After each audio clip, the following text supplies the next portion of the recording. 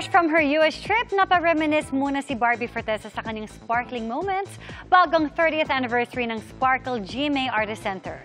Isa si Barbie sa makiki-celebrate dyan this coming Saturday. Makichika kay Nelson Canlas. Sa mahigit 1.5 dekada, kasama na ni Barbie Forteza ang Sparkle GMA Artist Center. Karamihan ng kanyang mga desisyon sa buhay, mapa-career man o personal, kasama at kasangga niya ang Sparkle.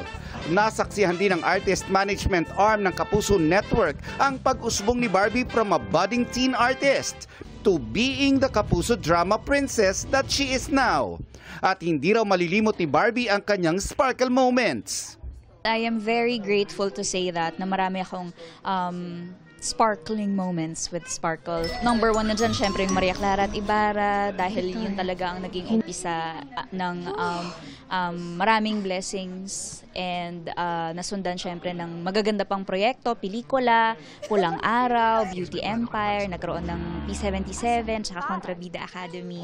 At ngayong nagse-celebrate ng 30-year anniversary ang Sparkle, isa si Barbie sa maraming stars na makikisaya sa Sparkle 30, isang show na gaganapin sa Sabado, November 15 sa MOA Sky Amphitheater.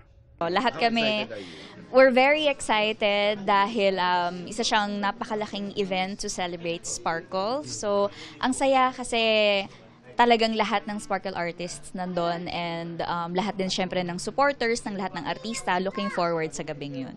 Kababalik lang ni Barbie mula sa kanyang US trip kung saan binisita niya ang kanyang kapatid. From her IG-worthy photos sa Chicago hanggang doon ay game na game ding lumahok sa isang fun run si Barbie.